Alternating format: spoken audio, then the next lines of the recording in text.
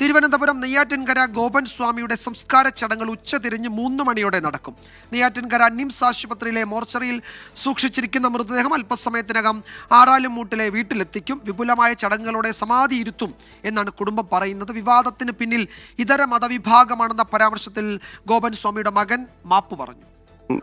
മുസ്ലിം തീവ്രവാദി എന്ന് പറഞ്ഞിരുന്നു എന്ന് എൻ്റെ അടുത്ത് പറഞ്ഞിരുന്നു. പക്ഷേ ഞാനങ്ങനെ പറഞ്ഞതായിട്ട് എനിക്ക് ഓർക്കുന്നില്ല.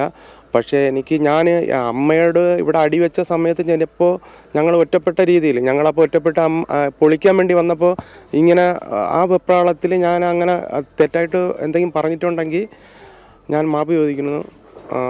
ഞാനങ്ങനെ മാപ്പ് ചോദിക്കുന്നു. ഷഫീദ് റാവുത്തർ വിവരങ്ങൾ നൽകും തിരുവനന്തപുരത്തുനിന്ന്. ഷഫീദ്, ഈ സംസ്കാര ചടങ്ങുകൾ അത് സമാധിയിരുത്തൽ എന്ന നിലയിൽ തന്നെ കുടുംബാംഗങ്ങൾ പറയുന്നു. അതിൽ വിവിധ ഈ സന്യാസ സമൂഹങ്ങളിലേക്ക് ആളുകൾ അതിൽ പങ്കെടുക്കുമെന്നൊക്കെ രാവിലെ കുടുംബാംഗങ്ങൾ അറിയിച്ചിരുന്നു. എന്തൊക്കെയാണ് വിവരങ്ങൾ? പോലീസിന്റെ അന്വേഷണം സംബന്ധിച്ചുള്ള എന്തെങ്കിലും പുതിയ വിവരങ്ങൾ ഈ ഘട്ടത്തിൽ ലഭ്യമായിട്ടുണ്ടോ?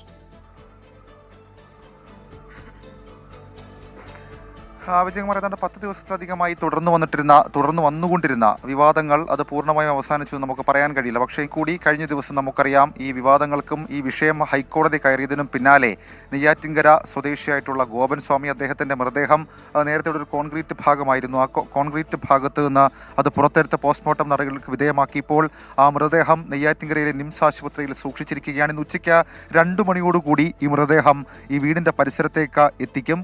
ഘോഷയാത്രയായിട്ടായിരിക്കും ഈ മൃതദേഹം കൊണ്ടുവരിക. 3 മണിയോടെ മതാചാര്യന്മാരുടെ സാന്നിധ്യത്തിൽ സമാധി നടത്തുമെന്നാണ് കുടുംബം ഇപ്പോൾ അറിയിച്ചിട്ടുള്ളത്. സമാധിക്ക് വേണ്ടി കുടുംബം പുതിയ കല്ലറ അത് ഒരുക്കിയിട്ടുണ്ട്. അതാണ് നമുക്ക് ഈ ദൃശ്യങ്ങളിൽ കാണാൻ സാധിക്കുന്നത്.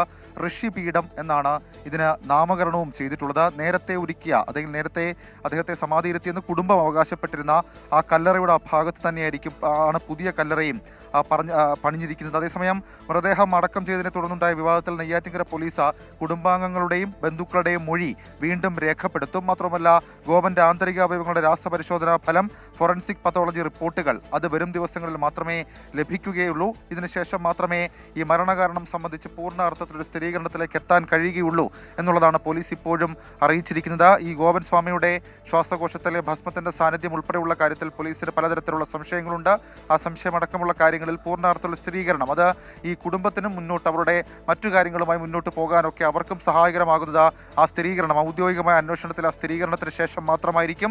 ആ സ്ഥിരീകരണ റിപ്പോർട്ട് കൂടി നമുക്ക് ലഭിക്കേണ്ടതായിട്ടുണ്ട്. പോലീസ് ഹൈക്കോടതിയിൽ ഇതിന് അന്വേഷണ തലസ്ഥിതി റിപ്പോർട്ട് അടക്കമുള്ള കാര്യങ്ങളും വരും ദിവസങ്ങളിൽ കൈമാറും. ഏതായാലും ഇന്ന് ഉച്ചയ്ക്ക് 2 മണിക്ക് നിംസ് ആശുപത്രിയിൽ നിന്ന് ഘോഷയാത്രയായിട്ടായിരിക്കും നെയ്യാറ്റിൻകര സ്വദേശിയായിട്ടുള്ള ഗോപൻ സ്വാമിയുടെ മൃതദേഹം കൊണ്ടുവരിക. ശേഷം ഇവിടെ അത് സംസ്കരിക്കും, അതല്ലെങ്കിൽ സമാധിയിരുത്തും എന്ന് പറയുന്നു. ആചാര്യന്മാരുടെ സാന്നിധ്യം ഉണ്ടാകും. വിവിധ ഹൈന്ദവ സംഘടനകൾ ഉൾപ്പെടെയുള്ള ആളുകൾ അവർ ഇവിടേക്ക് എത്തിച്ചേർന്നിട്ടുണ്ട്. ഏതായാലും അല്പസമയത്തിനുള്ളിൽ സംസ്കാര ചടങ്ങുകൾ അടക്കമുള്ള കാര്യങ്ങൾ നടത്തും എന്നുള്ളതാണ് ബന്ധുക്കൾ അറിയിച്ചിരിക്കുന്ന വിവരം. വിജയകുമാർ. ഷഫീദ് റാവുത്തറാണ് വിവരങ്ങൾ നൽകിയത് തിരുവനന്തപുരത്ത്.